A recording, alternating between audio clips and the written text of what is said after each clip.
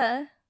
So today we are talking about the Amber Heard Johnny Depp saga again. I haven't touched this topic since like December of 2022 when I talked about the settlement that Amber and Johnny agreed to. And you would think that that would kind of put this whole issue to bed, that we wouldn't need to talk about it ever again, but of course we do. Especially because over the last few weeks, there have been a lot of new documents unsealed from the Fairfax County trial, and some of them are very, very interesting, including notes from Amber Heard's therapy sessions from the first few years of her relationship with Johnny. This is something we already knew kind of existed because it was mentioned in the appeal brief, and Amber also mentioned them in an interview that she did after the trial with I think it was NBC News or something.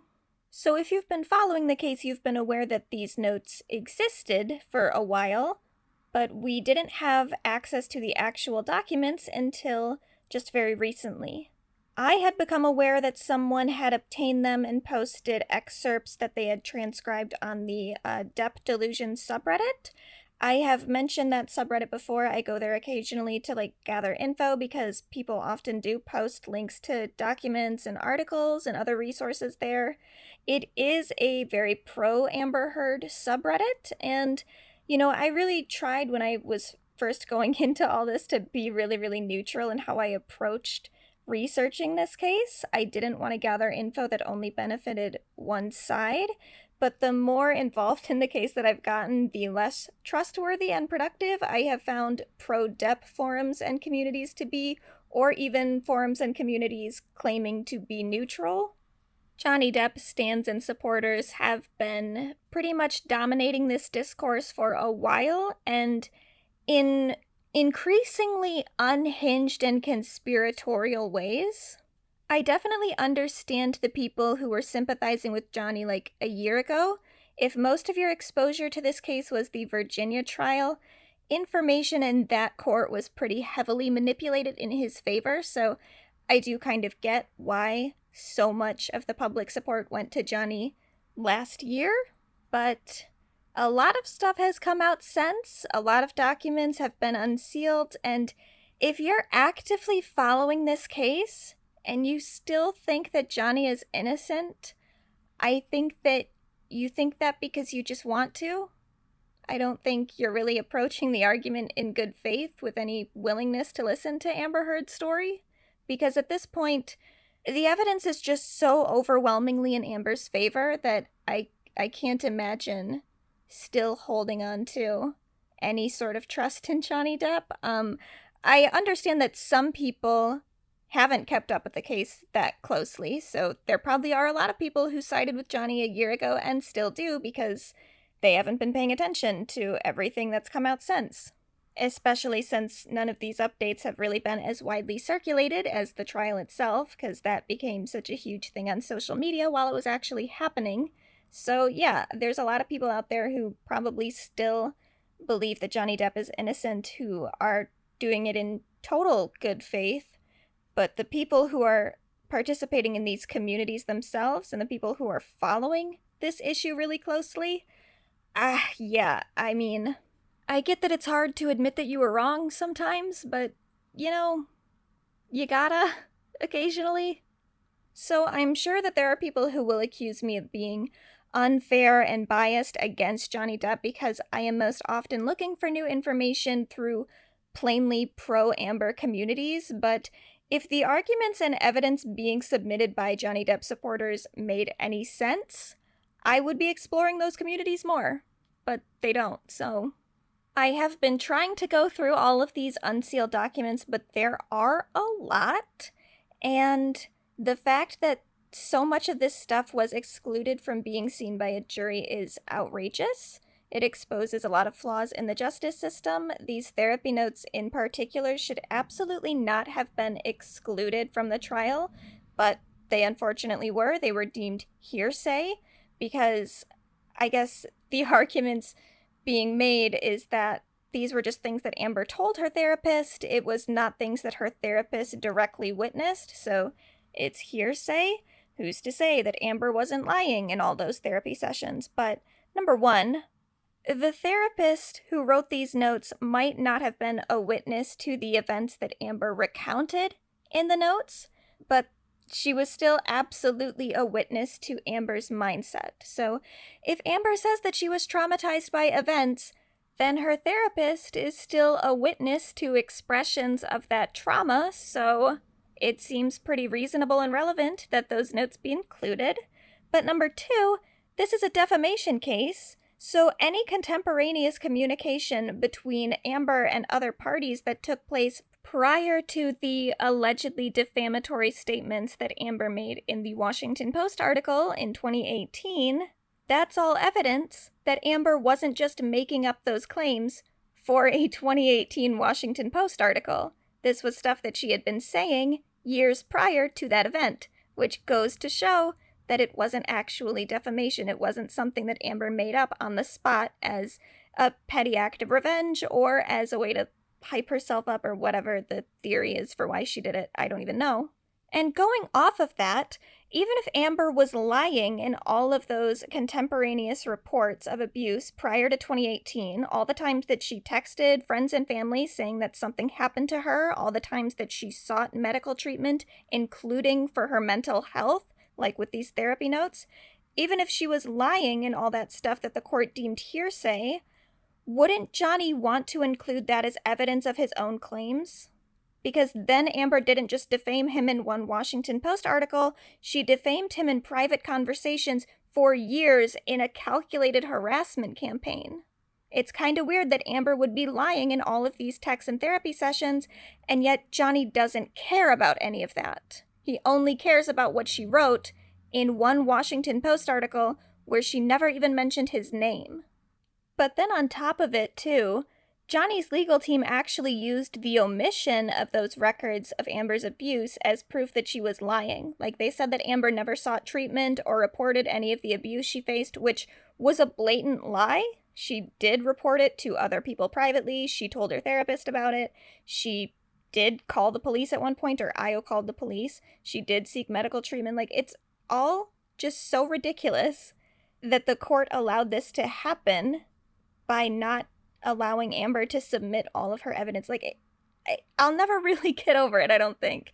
But now that all of these documents are going public, the defenses that I'm seeing from Johnny Depp supporters, they're pretty illustrative of how disconnected from reason and reality that group has become. Because with the therapy notes in particular, the current tactic coming from Johnny Depp supporters that I've seen is not to challenge the things that Amber said in her therapy sessions, not to find contradictions or claim that Amber was lying to her therapist, not to find evidence of Amber's abuse of Johnny in these notes. None of that. I mean, maybe some of it in, like, small pockets of that group of supporters, but for the most part, the only argument that I've really seen coming from Team Johnny is that the notes aren't real. That is what I'm seeing Johnny Depp supporters saying online, is that these notes are fake. Amber wrote them herself.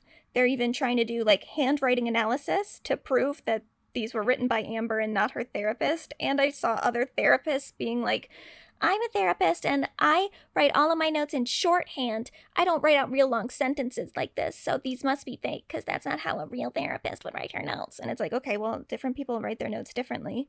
This is like with the fucking poop on the bed thing, where Amber very reasonably says, like, oh yeah, the dog pooped on the bed. She's done it before, which we know that she has because we have, like, text messages of Amber talking about her dog pooping on the bed prior to that incident. The dog was known to have just, like, bowel issues that they had to go to a vet for. Makes perfectly reasonable sense that the dog pooped on the bed. That is a reasonable story. But then all these Johnny Depp supporters want to come in and be like, but that doesn't look like a dog poop to me. So it's like, okay, well, you're an expert in dog poop now? That doesn't make any sense. And also, why was everyone acting like that poop was so large? It really wasn't. It really was not. Everyone was like, oh no, a small dog couldn't do that. Yes, it could. Whatever, I'm getting off track. But it's like, I just don't understand all these people acting like, because they've never seen a small dog with that size of poop before, they're like, oh, she must be lying. And because they can find one therapist who says that she doesn't write her notes that way in the same way that Amber does. They're like, oh, then Amber wrote them. Like, no, that's not how that works, actually. Different dogs poop different amounts. Different therapists write notes differently. Pretty reasonable concept. Anyway, I'm going to read from some of Amber's therapy notes, but I needed to just get that out of the way first, that these are real notes. And I know that they're real because they were submitted to the court. That's how people got access to these documents. They were in the possession of the Fairfax County Court.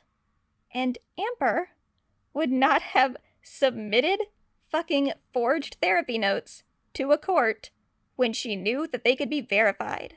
I guarantee you, the court is not just taking everything that a defendant hands them as evidence and being like, oh, okay, these must be real because you said so. No, they're going to verify that these came from Dr. Bonnie Jacobs, which they did. And if they didn't come from Dr. Jacobs, and they came from Amber Heard writing them herself, then don't you think that Johnny and his team would have wanted to pursue that in their case? That would be more evidence of Amber's, crimes. She would be falsifying, medical documents, and it would be evidence that she was so intent on harassing Johnny Depp that she was forging therapy notes. These notes were not excluded from the trial because they were fake. They were excluded because they were deemed hearsay, okay? So they're real.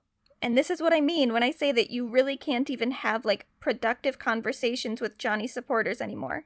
They don't want to interact with actual evidence. They want to live in a world where Amber Heard is such a calculated evil genius that she falsified medical documents and got away with it. But anyway, I want to give a thank you to the Reddit user, the Survivor Buff, for sending me these documents after I messaged them. So you can request documents from the Fairfax County Court. From what I understand, it's 50 cents per page, and some of these files are thousands of pages, which is why I never sent in and requested them myself. But different people have started requesting different files with specific page ranges and stuff, and then have been sharing them with one another and posting them online. So we're kind of slowly putting together all of the unsealed documents that way. At this point, I feel like we've probably gotten all or almost all of the documents unsealed.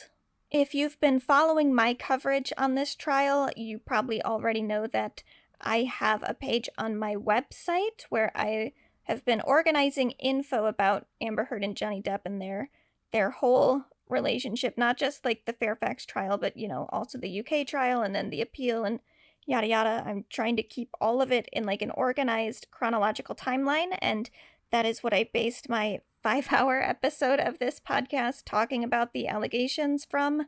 So since so much has been made public since I first started making that timeline and I did that 5-hour long episode, I have been updating the page on my website with a lot of this new information, and I'm gonna do another episode going over the timeline again. This time it's probably gonna be a video because that's easier to share and circulate and whatever, but I'll still put it up as an episode of this podcast. And I'm gonna try to put all of this into one storyline yet again with all the added information. I'm hoping that it will be shorter than 5 hours this time, because I think last time I was still trying to give everyone a fair amount of time and a fair amount of consideration toward each argument. So I was going back and forth a lot between oh, this is what Amber said happened, this is what Johnny said happened, this is what I think makes more sense.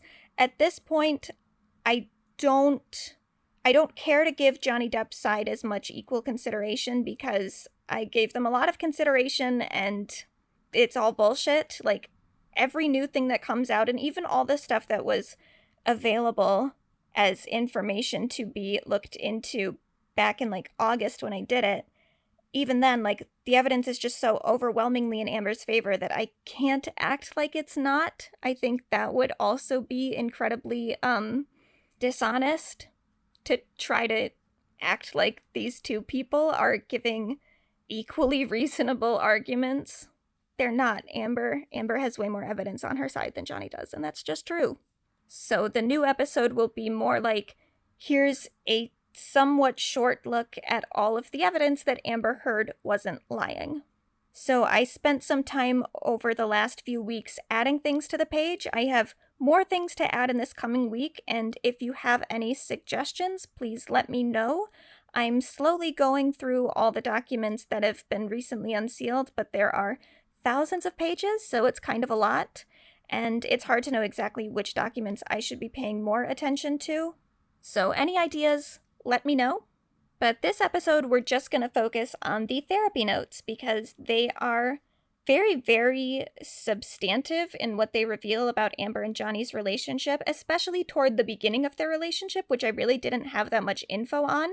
Like, they got together end of 2011-ish, and then I didn't have a whole lot of stuff in between then and the first allegation of, like, assault that Amber made, which was in early 2013, so these notes are definitely really helpful in understanding the dynamic that Amber and Johnny had in like 2011, 2012.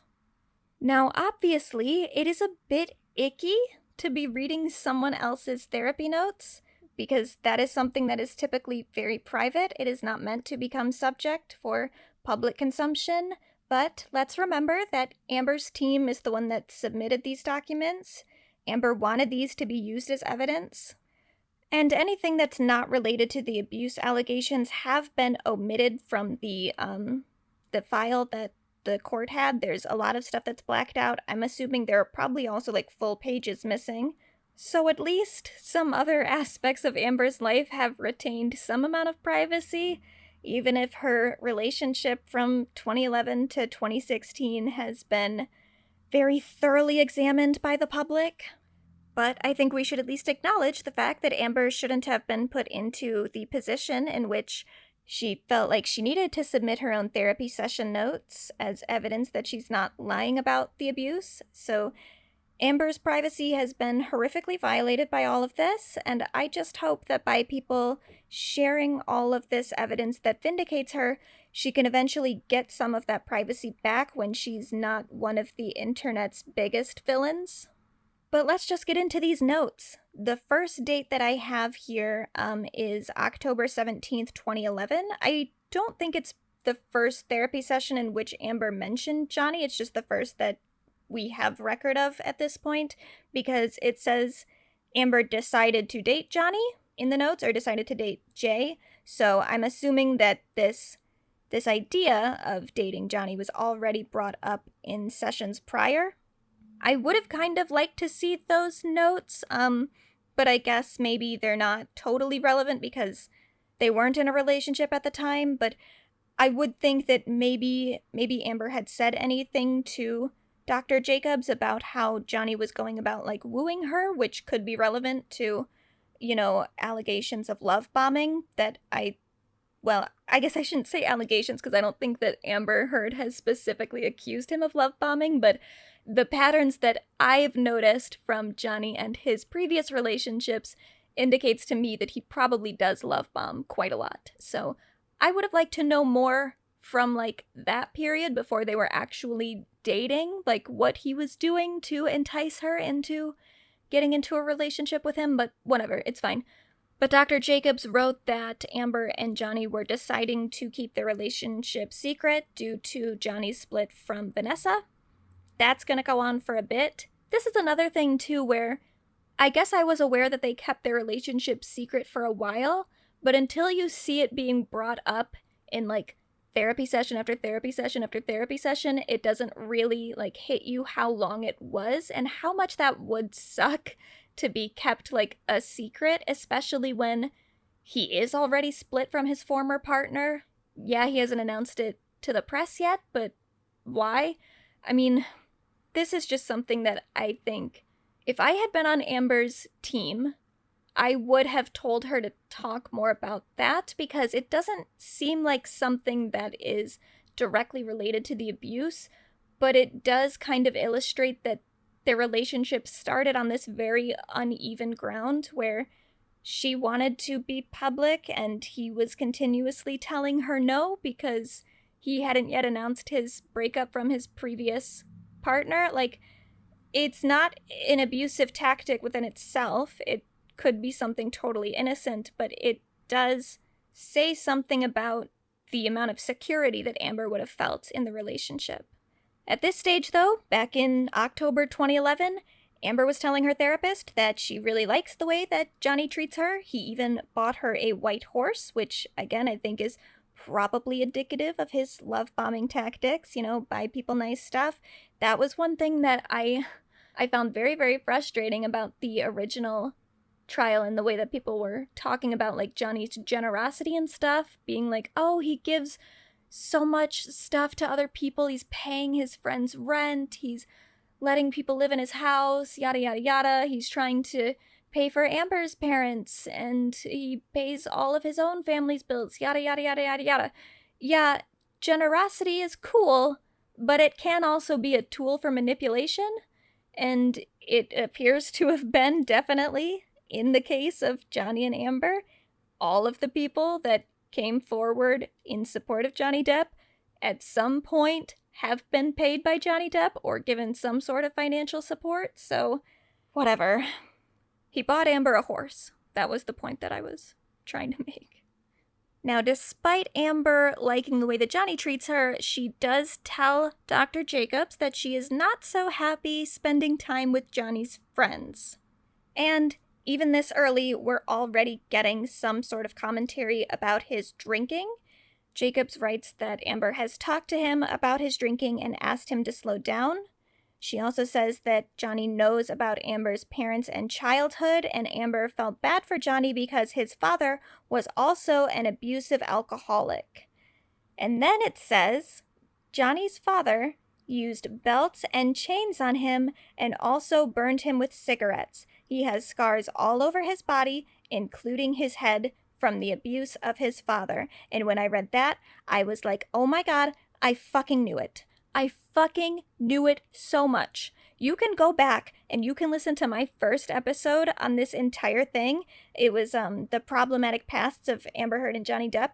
And when I was working on that episode, I didn't even have a fully established opinion yet on the abuse allegations. I was just starting my timeline and I was trying to get like some sort of background info for both parties to see like, is there anything in their past that indicates abusive behavior? And both of them claim to have been abused themselves in childhood, and that is pretty relevant because it is pretty common for children of abuse to continue that cycle in some sort of way, either by being more vulnerable to being a victim themselves or being more likely to be the perpetrator of abuse. Those are both things that can happen from an abusive childhood.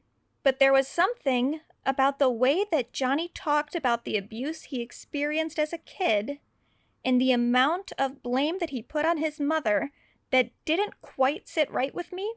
And I said in that episode, I wonder if he's kind of downplaying the abuse that he faced at the hands of his father, because in his testimony at the Fairfax trial, he very much spoke of his father like he was this wonderful man whose only real fault was that he was also a victim of Johnny's mother's abuse and thus didn't stand up for his own kids when they were being abused by Johnny's mother. And I thought that was like a little weird way to paint his father, because I had known that Johnny's dad had also participated in the abuse to some degree from other stuff that I had written about like prior to this trial, and I had known that his dad did like abandon the family pretty much at one point, so I just thought it was a little odd that he was just letting his dad off the hook for like everything and placing all of the trauma that he faced in his childhood onto his mother. So I was like, there's one of two things happening, or they could both be happening. Either, number one, he genuinely does blame all of his childhood trauma on his mom. And that's a pretty common thing to do for a lot of people. For instance, when I was reading Jamie Lynn Spears' book, she talks about how abusive her father was and talks about his struggles with alcoholism and stuff kind of tearing the family apart. But throughout the book, she really places all the blame for that onto her mother and makes it seem like, well, her mom was enabling the abuse and the alcoholism, so it's really her mom's fault, and she forgives her father, but her mom should have never allowed any of that stuff to happen in her childhood. And it's like, okay, I get it. If you have a child, you do have a responsibility to them to protect them from other people, including other family members. So yeah, some blame probably should go to Lynn Spears for allowing her kids to be in an environment in which Jamie Spears was incredibly abusive, but Jamie Spears is also one of those parents. So he also had a responsibility to not allow his children to be subject to abuse, including the abuse that he was inflicting onto them. So Jamie Spears should still get the bulk of the blame for anything that happened to the Spears children. But Jamie Lynn seems to have way, way, way more resentment toward her mother.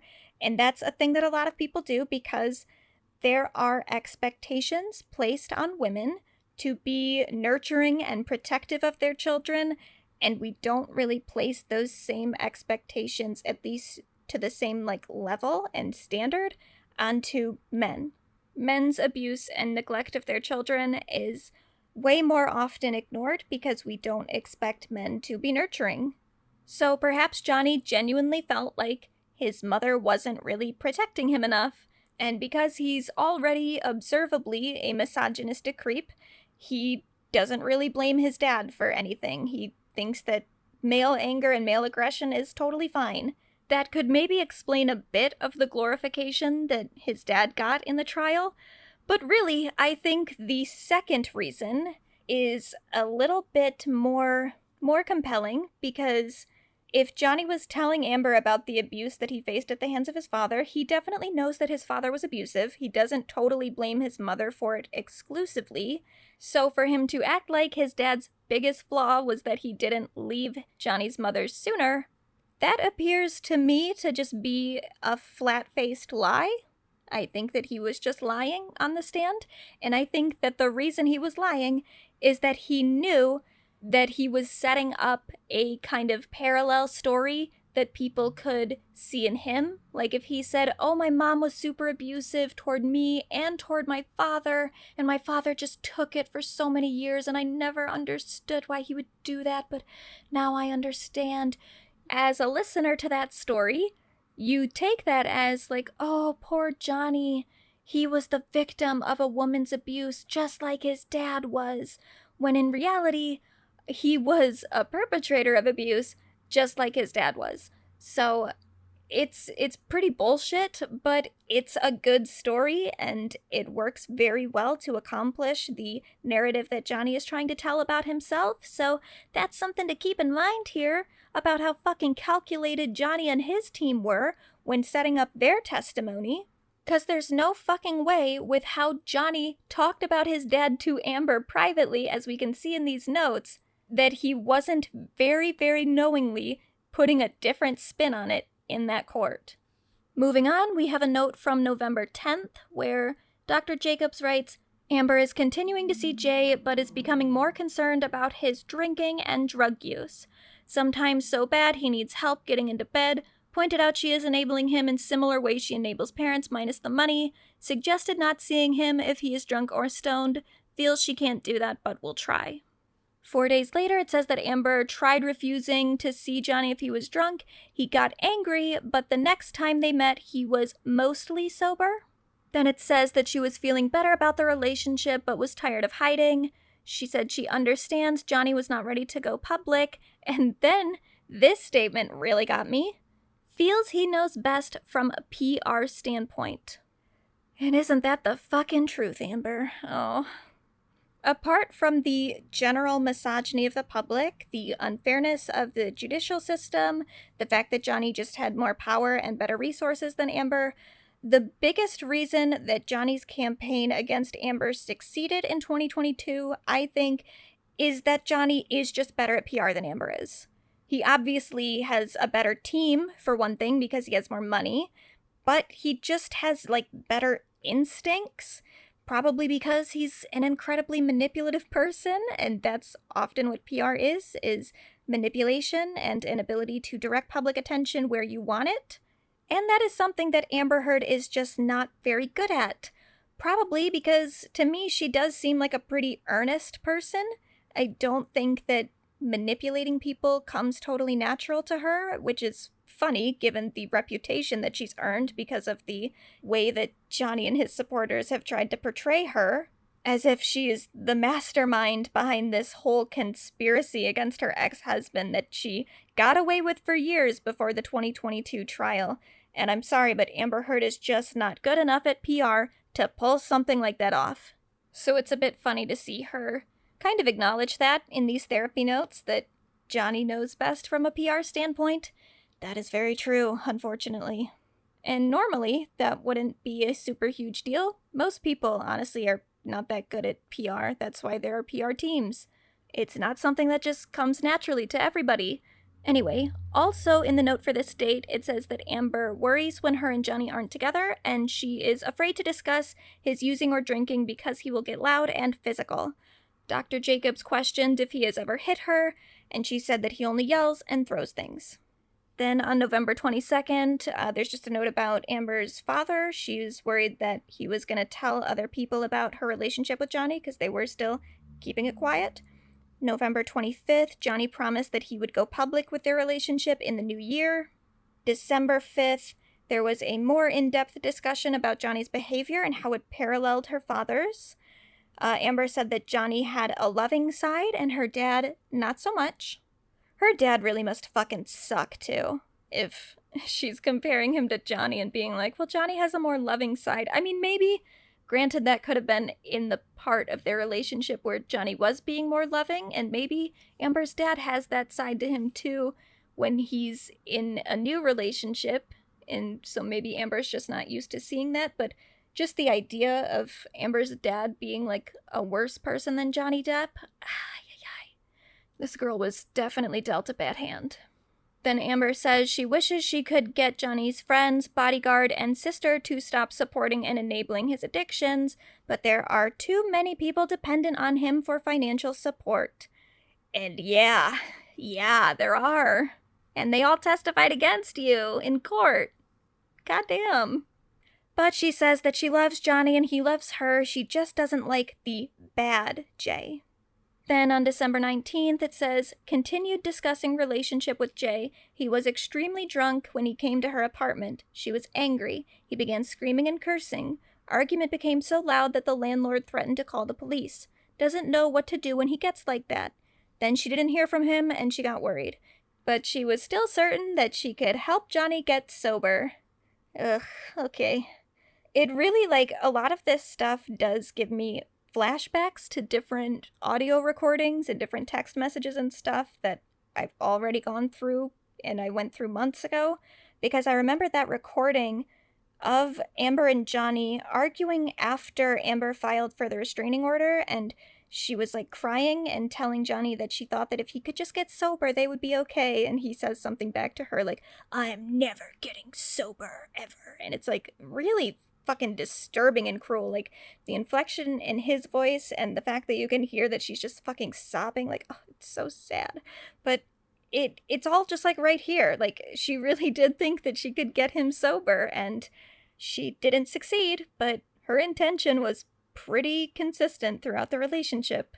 But there was some temporary relief, because December 27th, it says, Jay better, but not sure he will stay sober. He will not. But this is going to happen multiple times where Johnny gets better and then gets worse again.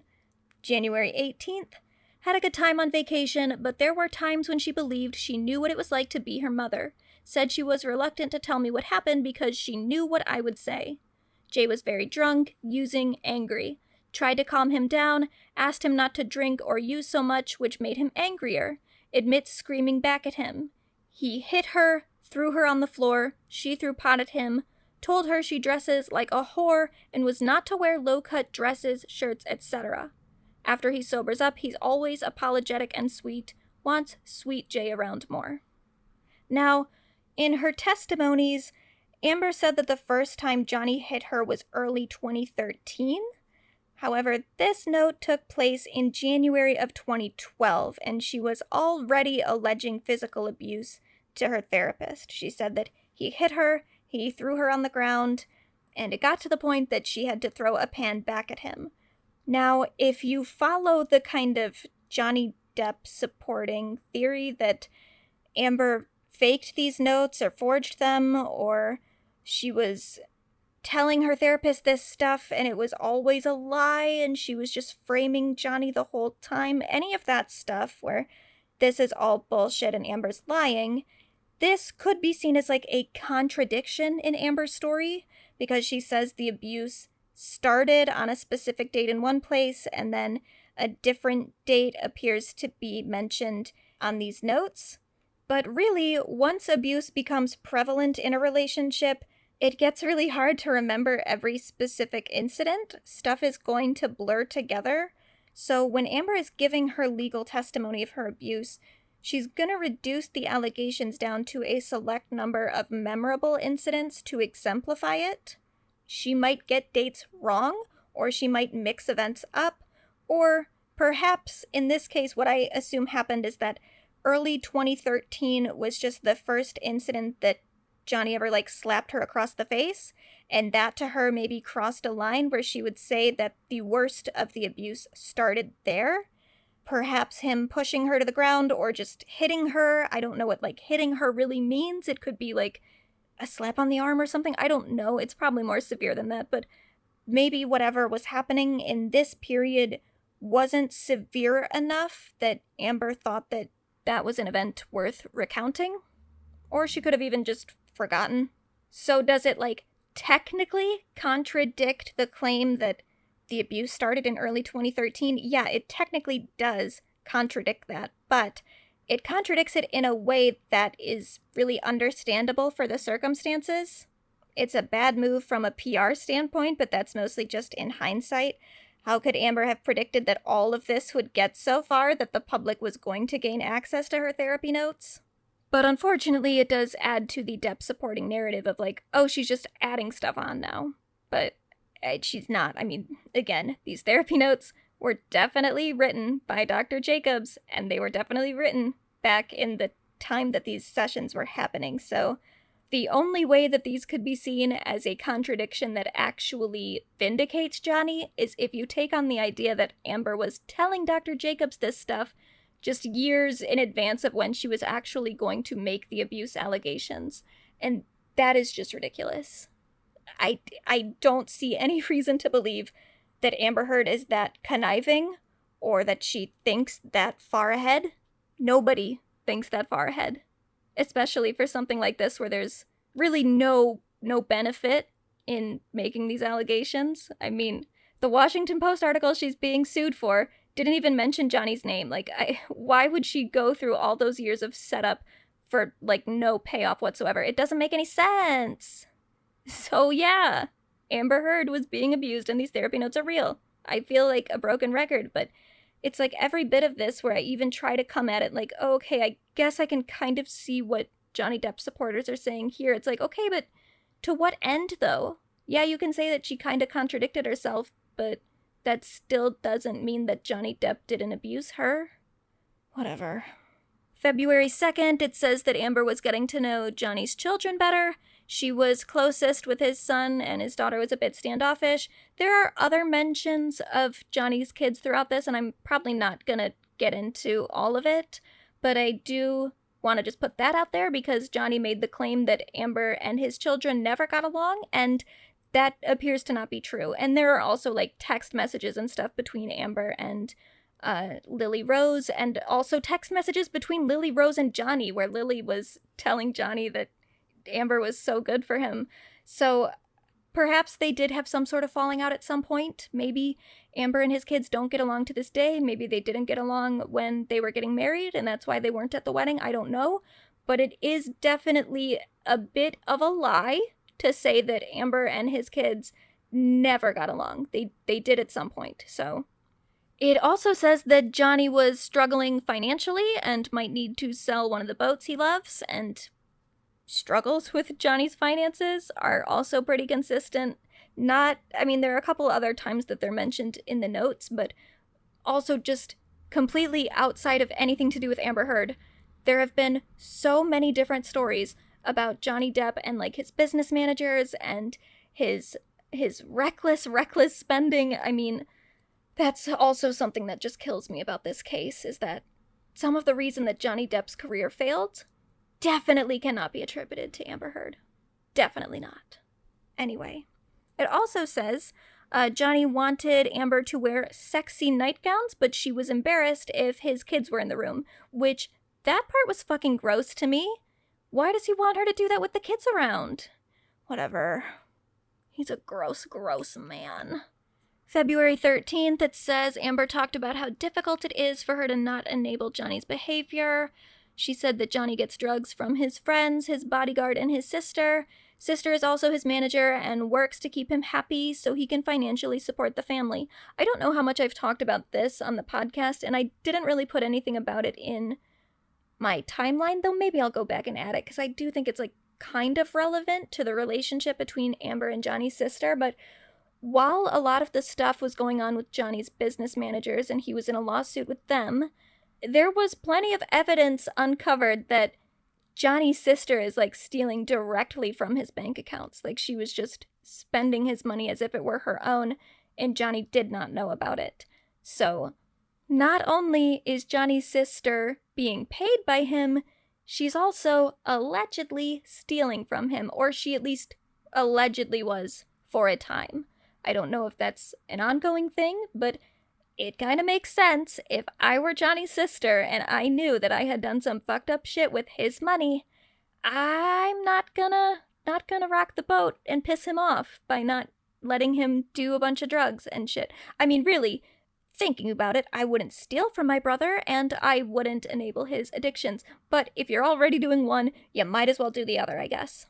So that's something to keep in mind too about any of the testimony that Christy gave in the trial.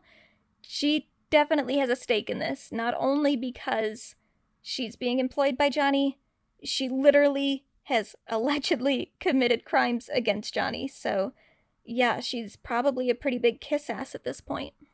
And the notes also say people are willing to get Johnny whatever he wants because he's a celebrity and he pays them. Yeah. February 27th, Amber reports being panicked when Johnny takes off for days and she doesn't hear from him. She said that Johnny's sister told her he does that on occasion. She thinks that he goes on benders and might get hurt, and she's pretty sure that he's cheating on her when he does that. This is another really important thing to note about the relationship between Amber and Johnny at the time, because Johnny has gone on to depict Amber as extremely anxious and needy, to the point that he couldn't leave the house or else she would freak out, or when they had fights, she would follow him around from room to room. And the thing about that is, there are parts of Johnny's testimony that were just full-out lies, and there were also parts of it that were true, but removed from context. And this is one of those things, because part of the pattern of their fighting seems to be that Johnny would leave for days at a time without contacting Amber at all, to the point where she would eventually panic whenever they had a fight, and he did so much as leave the room. Like, he set up this situation in which Amber became very anxious anytime he tried to get any sort of alone time, but then he could use that later to manipulate information to make it seem like Amber was actually really, really controlling and wouldn't let him leave a room ever. Not because of anything that he did, but because she was just so crazy or something. And that is straight up Darvo, portraying Amber's reactive behavior of abuse as acts of abusive behavior. Johnny said that Amber didn't like it when he would see his friends, implying that she was super controlling and wanted to isolate Johnny socially, but Johnny's friends appear to have been enabling his addiction, which Amber directly attributed to his abuse of her. So of course, she didn't want Johnny hanging out with his friends. That's actually kind of reasonable when put into its proper context, but when taken out of context, it makes Amber look really bad. And that is like the perfect representation of Darvo. It's not just encapsulated in the singular acts of physical violence, like any of the times that Amber apparently threw pans or cans at Johnny, or any time that she actually hit him. That is Darvo. That is reactive abuse. But Darvo also explains the fact that Amber spent a lot of her time in that relationship on edge, worried about how Johnny was going to respond to something, and always being on edge probably made her look very emotionally unstable, which Johnny can then use as evidence that she was the abusive one. Then on March 5th, we have another claim that's gonna come up a few more times, both in these sessions and also in the allegations outside of these therapy notes. And it says that Amber and Johnny saw each other, and Johnny gets angry and jealous when she is photographed with men eating out. Amber told Johnny that those were just her friends, but he doesn't care. 4 days later, on March 9th, Amber is again afraid that her dad is going to slip up and tell people about her and Johnny. Johnny says they're going to go public soon, but she's getting kind of tired of sneaking around. Johnny says that he will drink and use less, but that does not last long. April 2nd, it says Amber still feels badly about doing nothing when Johnny needs to be taken to bed. She is struggling with letting him stay on the floor when he passes out. And her and Dr. Jacobs discussed how no consequences to substance abuse behavior is enabling the user. On April 10th, they continued discussing codependent behavior and how just checking up on Johnny and her parents is codependent. Amber said that she was afraid if she didn't hear from Johnny that he was hurt or wanted to break up. Her therapist told her that this is controlling behavior to keep her hooked in. Amber says she loves him and she doesn't understand how it's controlling. Amber said that Johnny becomes enraged when she nags him about drinking and drugging, and again, there is so much shit in Johnny's testimony that when you buy into his narrative makes it seem like, oh, Amber was just like trying to control all of his behavior all the time. But when you really, really listen to it and you take it in the full context of the fact that Johnny is an abuser of alcohol and drugs, and he admits that, like he's talked about his struggles being sober, even just taking that into account, if you don't even totally believe Amber's story, it's still very clear that Johnny is just mad about Amber nagging him. That is most of the complaints that he has about his relationship with Amber. It was that he wanted to do drugs and hang out with his friends and do their drugs, and Amber didn't want him to do drugs. And she told him that, and she was nagging and she was annoying about it. What did he call her? A lesbian camp counselor? Anyway, Amber said that he stays out with his friends and doesn't get in until early morning. He's missed a number of work, meetings, and call times because he's too messed up to get there. Her therapist pointed out that keeping track of his appointments is codependent. April 26th, Johnny claims he's getting help for his substance abuse, but he is seeing a psychiatrist, not a psychologist. And the difference in that is that a psychiatrist really is just supposed to, prescribe you medication. I mean, not all of them are going to prescribe you medication, but they, prescribe a treatment plan, whereas a psychologist is more like a talk therapist, like what Amber is doing here, where she's telling someone about her issues and has an outlet to vent about stuff and explore, her trauma and shit. That's not what a psychiatrist does. A psychiatrist, especially in Johnny's case, is most likely just prescribing him medication, which could be a very important part of a lot of people's mental health treatment. That's fine. But when you're a drug addict and you are only seeing a psychiatrist and not a talk therapist, it's a little sus. Seems like you might just be trying to get drugs from a different outlet. And I didn't realize this when I first started looking into all this stuff. I don't know why I never really looked up Dr. Kipper, who is Johnny's doctor, but I found out recently that he has a history with other celebrities who are struggling with substance abuse, particularly Ozzy Osbourne, who filed a complaint against Dr. Kipper because he said that he was overprescribing medication to Ozzy to the point that he was taking 42 pills a day, which is insane. And there was a period in which Dr. Kipper was possibly going to have his license revoked. He was under investigation by the Medical Board of California, who accused him of gross negligence in the care of 8 patients. So, Dr. Kipper fucking sucks, and it doesn't totally surprise me that this is the doctor that Johnny went with, because I'm sure he was giving him all kinds of medication that Johnny found very helpful in enabling his addiction. Anyway, it says that Johnny seemed to be using less, but was still using. Amber reported that they were not having as many arguments, and she was glad they were getting along better. Doesn't last long, though, because on May 17th of 2012, She said that she went out with a male friend and Johnny got upset.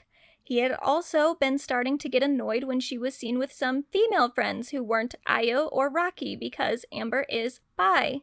And fun fact, bisexual women are almost twice as likely as heterosexual women to face intimate partner violence, especially because bi women are often hypersexualized, and we can see that in how frequently Johnny slut shames Amber and accuses her of cheating on him.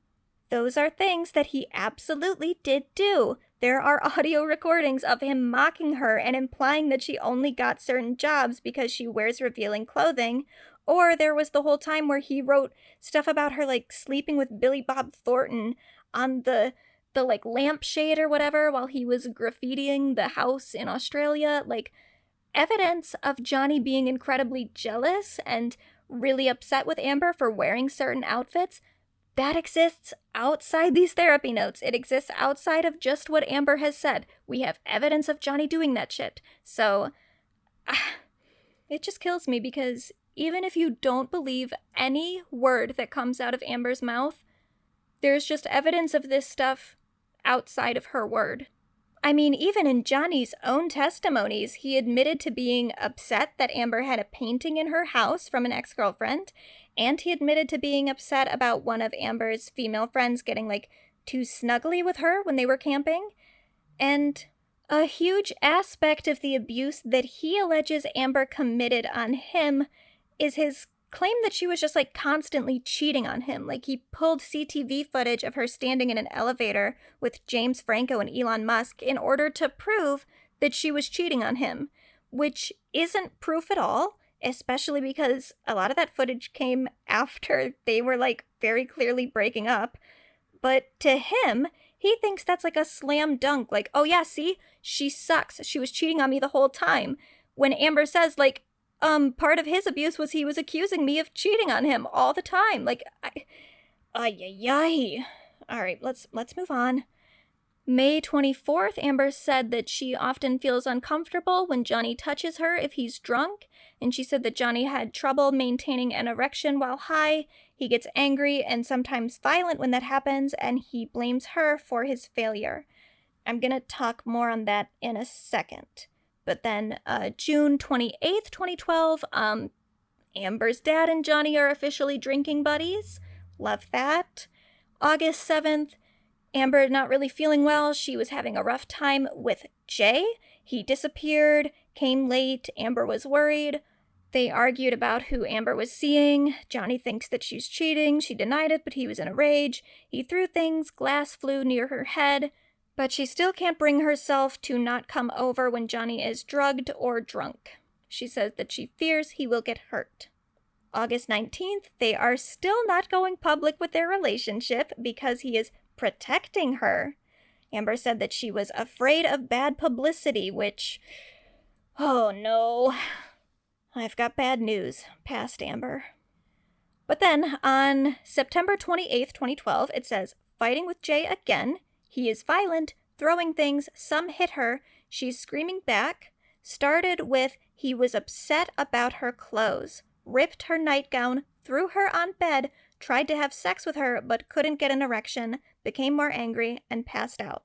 So this kind of mirrors allegations that Amber would later make about that camping incident where her and Johnny were fighting in a trailer and he allegedly ripped her nightgown. Now, I specifically remember during the 5-hour-long episode going through this incident and this being like the first thing where I thought there wasn't much precedent for Johnny's behavior, because everything that Amber had alleged to that point, that he was jealous about the painting, which Johnny even admitted to, that he would throw things, that he would get drunk and loud and break stuff, like all that stuff made sense with prior incidents that I did know happened because of other things in Johnny's past. Like, he has been arrested multiple times for like destroying furniture and getting into fights, yada yada. All of that seemed pretty par for the course for Johnny.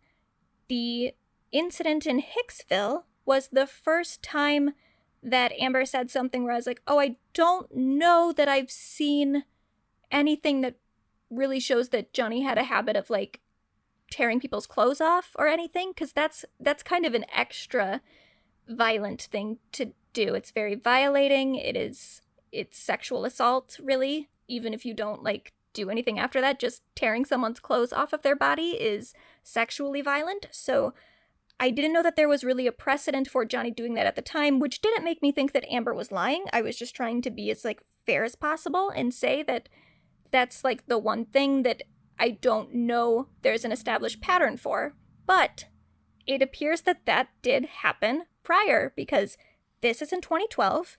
The Hicksville incident wouldn't happen until 2013. So at least a year prior, we have a separate incident of Johnny ripping Amber's nightgown and throwing her on the bed and trying to have sex with her, which is obviously, like, that's assault, that's rape. And the same thing with the later incident in Australia where he allegedly raped her.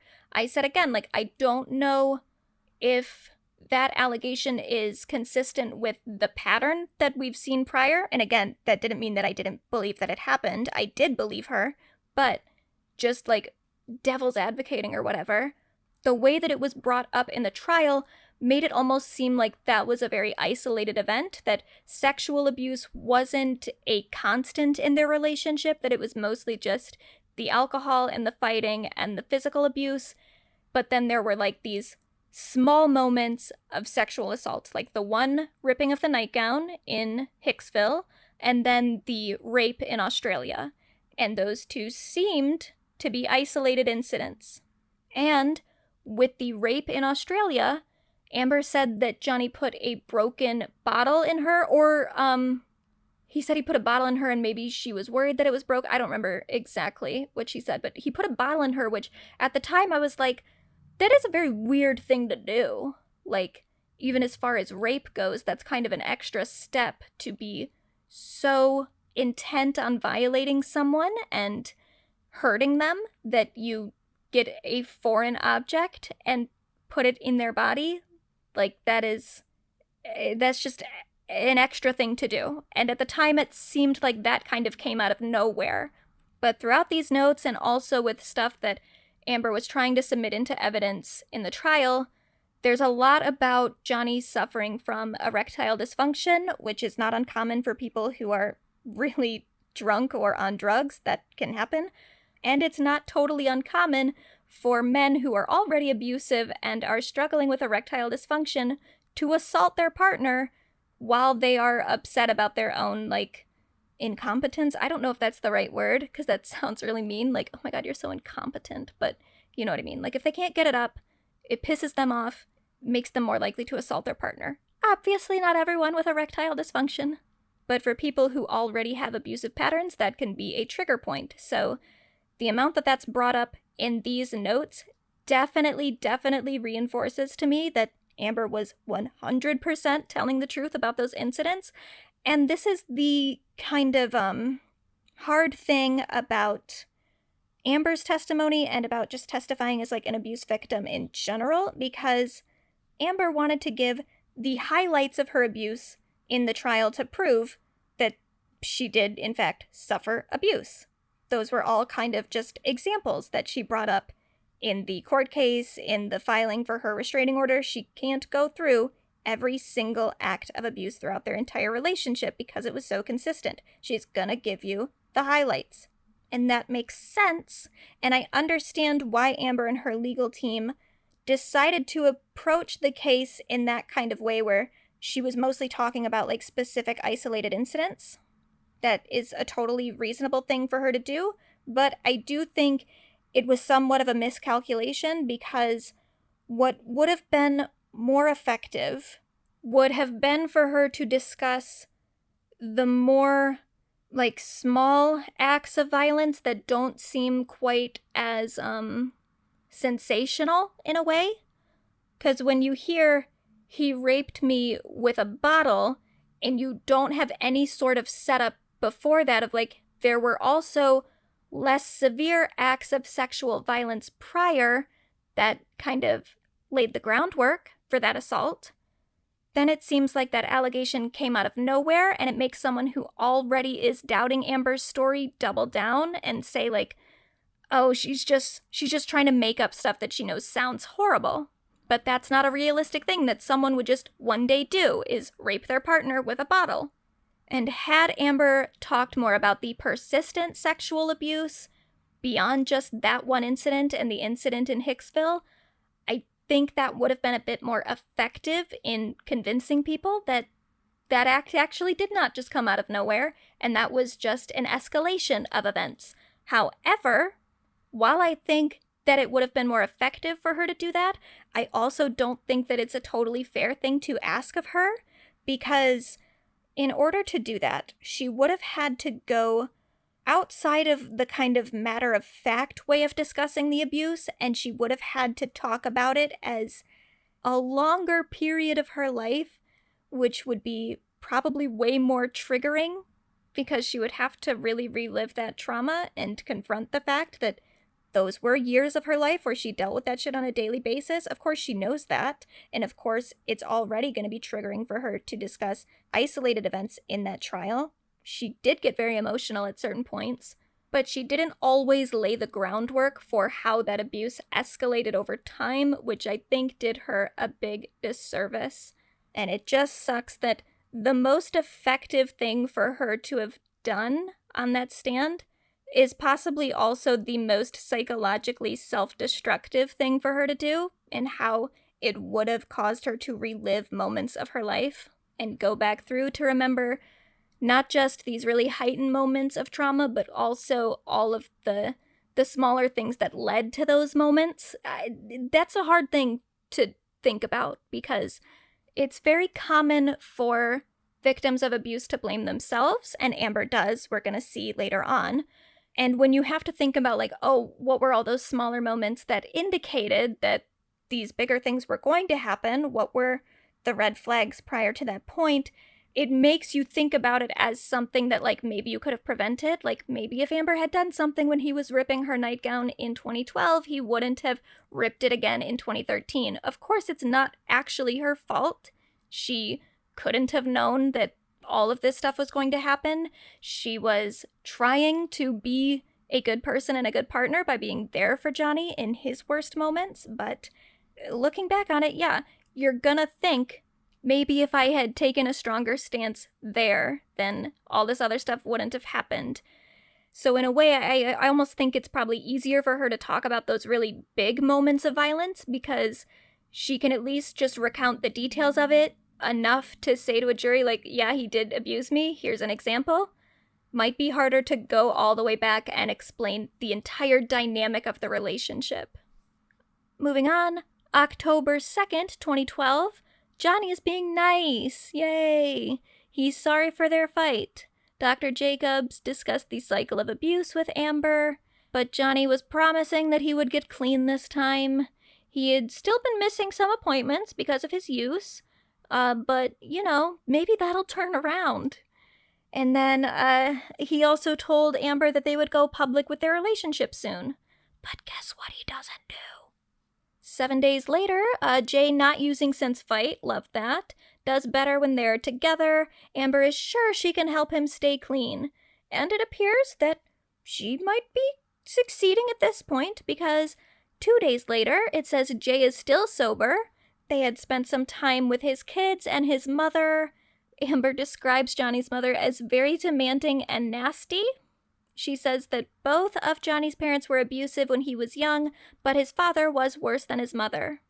Johnny's father abused all of them when they were younger, but his mother allowed it by staying. So there you go. It's Johnny's mom's fault because she stayed with the abusive man. And again, yeah, if you are a parent, you do have a duty to your children to keep them in safe environments. So I do think that, yeah, moms who keep their kids in homes with abusive fathers bear some responsibility, but not quite as much responsibility as the abusive fathers. Anyway, October 24th, the only real note here is that Amber is tired of hiding her relationship with Johnny. Then on November 1st, Johnny wasn't around. Amber doesn't want to feel dependent on hearing from him to be calm. November 15th, Johnny wound up drinking with her dad. And it says that Amber's dad is a misogynist who says horrible things about how women should be treated to Johnny.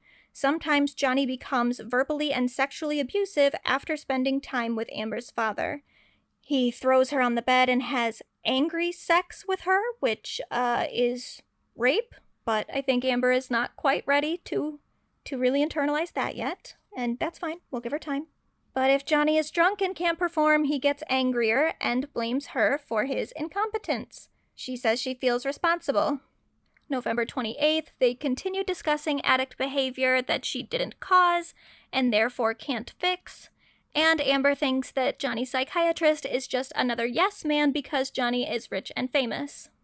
December 20th, Johnny got drunk and passed out on the couch, and Amber left him there and went to bed. Good job, Amber. Then, March 6th, 2013, they are finally going public with their relationship. Amber says that she feels relieved that they don't have to sneak around anymore, but Johnny went to a Rolling Stones concert and didn't ask her, which was really hurtful because Johnny knows that she loves the Stones, and she kept asking why he would do that. She said she felt uncared for and unloved, and she feels punished for complaining about Johnny's using. Still, she is sure she can change him. That's what's written in these notes. It says disgust, addiction, and domestic violence, emotional abuse, and control. She is sure she can change him. Very common thing for a lot of abuse victims to think, but it still hurts me to read. March 11th, Amber is distraught by Johnny's behavior. The tabloids are saying that he broke up with Vanessa to be with Amber. People are saying vicious things about her, which hurts her feelings because they don't know her. And that again, oh, this poor girl. She doesn't even know how bad it's gonna get. She said that she's not very good at ignoring people or defending herself, and I know you're not that good at defending yourself. It's okay. You have other talents, and you shouldn't have to defend yourself the amount that you have had to do that.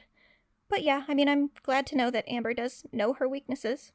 Then she says that Johnny tells her to ignore it, but she wants people to know the truth. Good luck with that.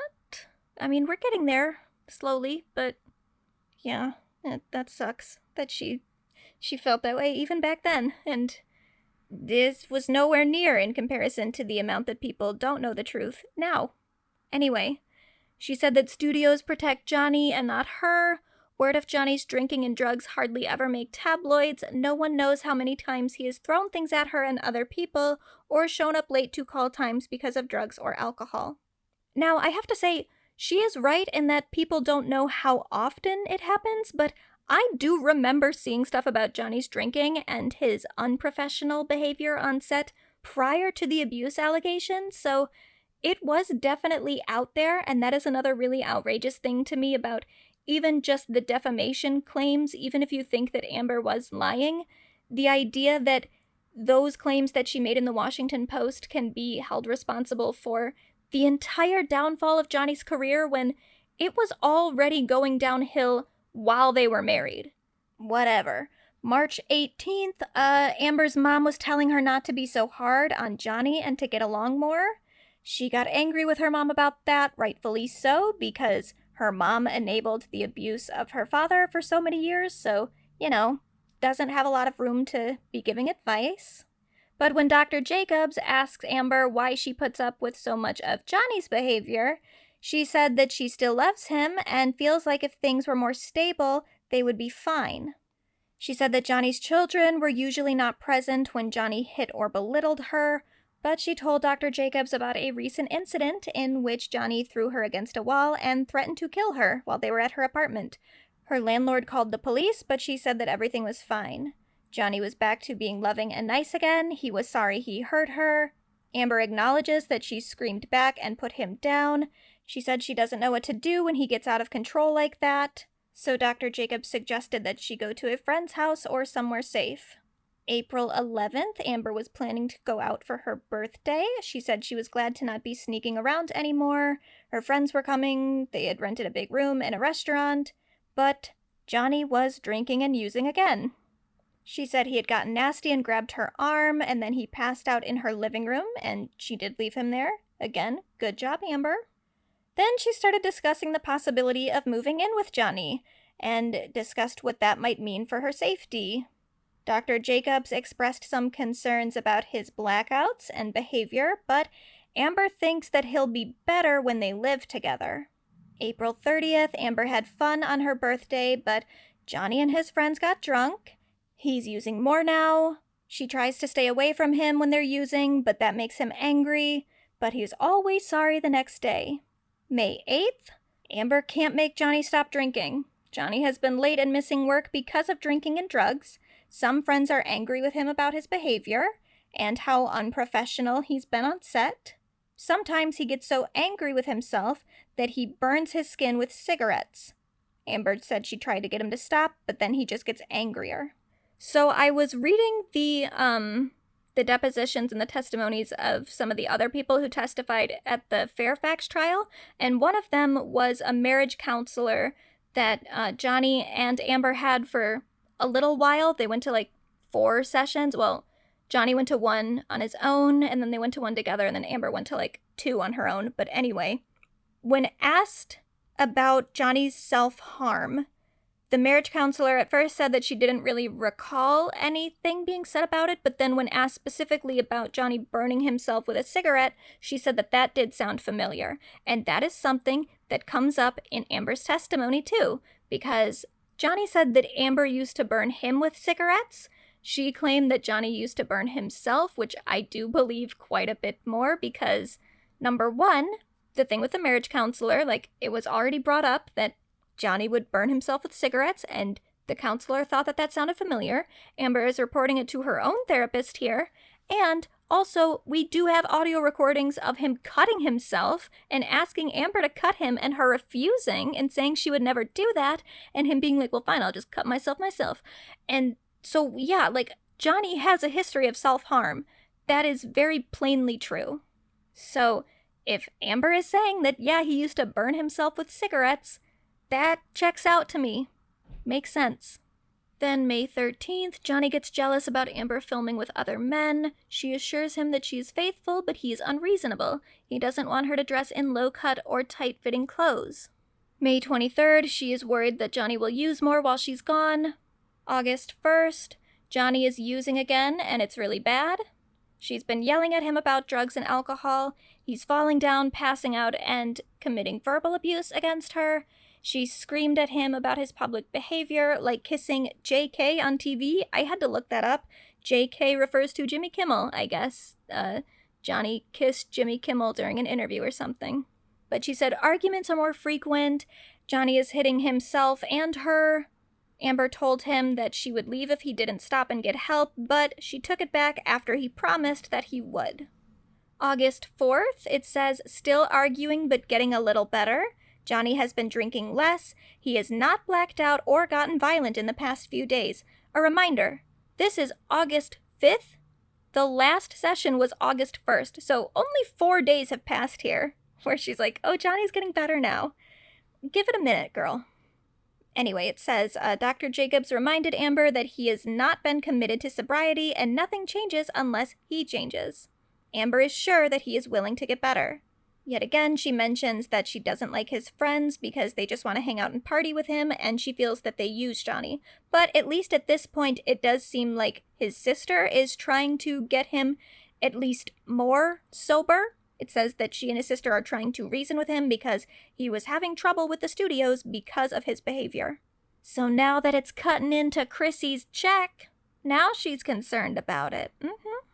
August 13th, Amber and Johnny were discussing marriage. She says she wants to have children, and Johnny is on board. August 20th, Dr. Jacobs questions that decision, but Amber said that she thinks that things are going to get better because he's not drinking as much. We've got a bit of a gap after that. The next one is January 7th, 2014, and Amber is announcing that she and Johnny are engaged. The holidays were okay for them, but Johnny is using again.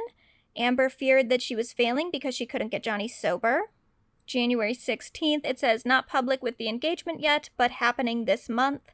Johnny and Amber's dad are still drinking buddies, and she had to ban her father from their room at a hotel.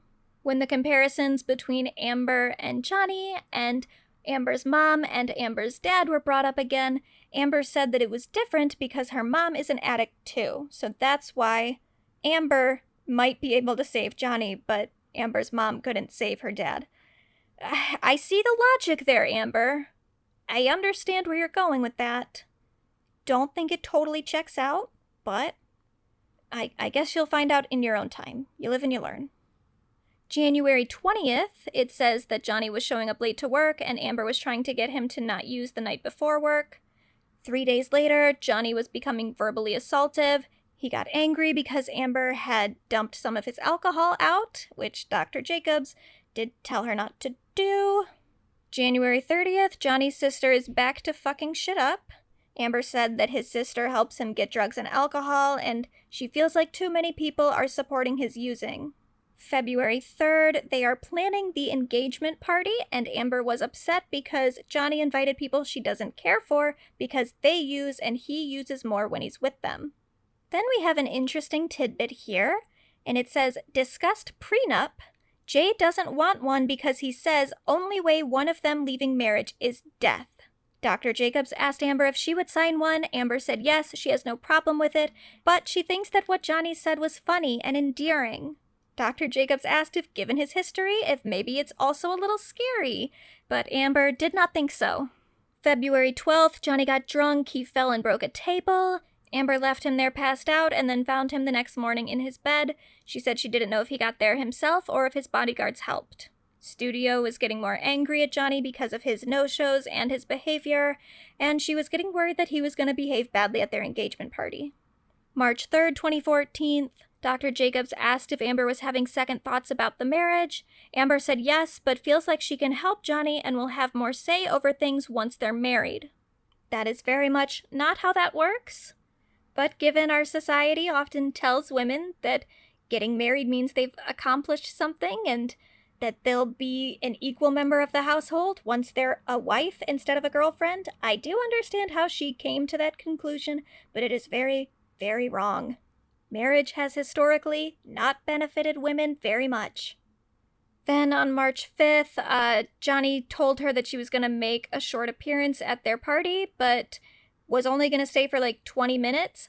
I don't understand what the point of having an engagement party is if one of the people who is engaged is only going to be there for 20 minutes. I don't understand. Whatever, none of my business. Then on March 17th, Amber said the party was nice, but she was angry with Johnny because he only stayed for a short time. She doesn't give a specific time, so I don't know if it was more or less than the 20 minutes he said he was going to be there. I would guess less, but even so, like, even if he had only stayed for 20 minutes, it's like, okay, yeah, that's what he told you he was going to stay, but, like, that's still a weird amount of time to be at your own engagement party. Just saying. Anyway, he stayed for a short amount of time and then went up to a private room and stayed there most of the night. He was drinking and using with his friends and with Amber's father.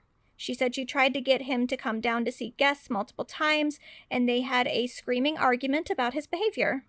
2 days later, Amber said that she was getting worried about her upcoming part in a movie, and she was worried about Johnny's feelings specifically since she was going to be working lone scenes with James Franco. And if you remember from the general timeline, Johnny does not like James Franco and was often convinced that Amber was cheating on him with James. Amber told him that there was nothing to worry about, but she felt like he was going to cause problems on set. We get like a 2-month break after that. The next time Amber sees Dr. Jacobs is May 15th, and someone had posted a photo of Amber with James Franco on set, and Johnny got angry. They had an argument, there was screaming and crying. Johnny threatened to break up with Amber. She assured him nothing was going on. Johnny threw things at her. She left. She was scared. She went to a friend's house. Johnny cut and burned himself. He was drunk and yelling that he was worthless and she didn't love him. She said she doesn't know what to do when he self-mutilates. Dr. Jacobs told her to call an ambulance, but Amber said she can't do that because the press will get a hold of it. It's the same reason she doesn't call the police when they fight, because she knows the cops won't do anything because he's a celebrity, and also she doesn't want it to go to TMZ. And that is, again, something that has come up outside of these therapy notes. Amber said the reason she didn't call the police was because she didn't want the press to find out. That tracks. That's consistent. Then May 23rd, it said Johnny was better. Amber had talked to Johnny about how scary his behavior was, and he apologized. He is on his best behavior now. And again, Dr. Jacobs discussed the cycle of domestic violence. We have a 2.5-month break after that. Amber comes back to Dr. Jacobs on August 4th, 2014. They discussed feelings about the marriage and Johnny's substance abuse. Amber said that Johnny was getting better and not acting out physically, and she believed that she could manage his problems. She had suggested getting an impartial couples therapist, but Johnny was not up for that. He wants to use someone he knows, if anyone. And that is a kind of eerie statement, because this is the second to last session with Dr. Jacobs until 2019. Amber stopped seeing this therapist shortly before actually marrying Johnny. And once they were married, Amber would start receiving all of her health care through doctors hired by Johnny Depp. And we literally have an email that Johnny sent later complaining that his doctors were hired to calm Amber down and get her off his back or something. Something like that is what he wrote. That I hired these people to get her off my case, and you were supposed to just give her drugs and calm her down, but she just got more agitated and was more annoying.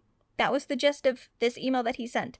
It is very, very frightening that Johnny was able to control all of Amber's life to the point that all of the properties they lived in together were owned by Johnny. All of their doctors that the two of them saw were also paid for by Johnny. You can say that Johnny was so supportive of all of Amber's friends and her family, and isn't it nice that he's paying for their rent and buying them things, yada yada? No, that also seems like another way that he's just taking control of her life by getting even the people that she was already friends with pro-Johnny, Not great. So it definitely checks out that Johnny did not want to see an impartial couples counselor.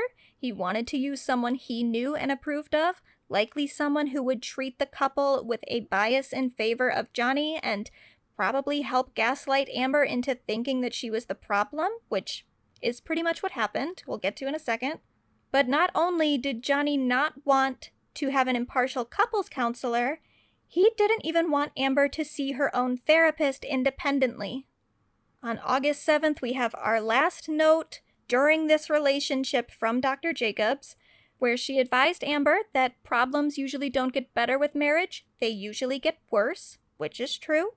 But Amber at the time was still sure that once they got married, everything will get better because she would have more authority in the house. Dr. Jacobs told her that wasn't realistic, and then Dr. Jacobs is no more. Until 2019, that is. The first note coming back is from April 1st, 2019. Amber said that she had wanted to come in sooner but was embarrassed. She reported severe beatings and worse by Johnny. She said he refused to allow her to come to therapy with Dr. Jacobs, and instead she had to go to his guy, who gave her medications that she said did not help. She said that her and Johnny went to a therapist together at some point, but she felt like she was being blamed by the psychiatrist and by Johnny. She thought everything must have been her fault, so she stayed. Dr. Jacobs wrote that Amber remembered that he said the only way one of them would leave the marriage was death. And though she wasn't frightened by that statement at the time, it terrified her in retrospect because he could have actually killed her. And he even sent messages to his friends about killing her. That's written in these notes. I'm assuming that's referring to the text messages to Paul Bettany, but maybe there are more. I don't know. After that, Amber kept going back to Dr. Jacobs over the next few months, up until December 2019. She might have gone after that too. We just maybe don't have those notes, but a lot of it is dealing with Amber having to relive a lot of the trauma from her marriage because Johnny was suing the Sun in England. They mentioned that on the in the notes from April 4th, 2019. It says he's also suing newspaper in England. She needs to testify in England, but it's attorneys for the paper, not her attorneys. She had already spent a lot in the US for legal fees because at this point Johnny had already filed the lawsuit against Amber for the Washington Post article, and in 2020 she would go to testify in the UK. So she's trying to put together all of the stuff that happened and put it into like a chronological timeline, which is obviously very triggering for her. And she's incredibly stressed out because she said that the legal stuff was costing her a fortune. She said she thought that Johnny wanted to bankrupt her as punishment for her leaving. She blames herself a lot, says that she feels like she was responsible and stupid for thinking that she could change him. All of it is pretty normal things for an abuse victim to feel. Most abuse victims, though, don't have to deal with this on such a public stage, and she does complain to Dr. Jacobs in here about being attacked in tabloids and on social media. She said that she was sure that Johnny's team was planting stories and releasing personal info about her to make her look bad and take the heat off him, and I agree, I do think they were planting stories.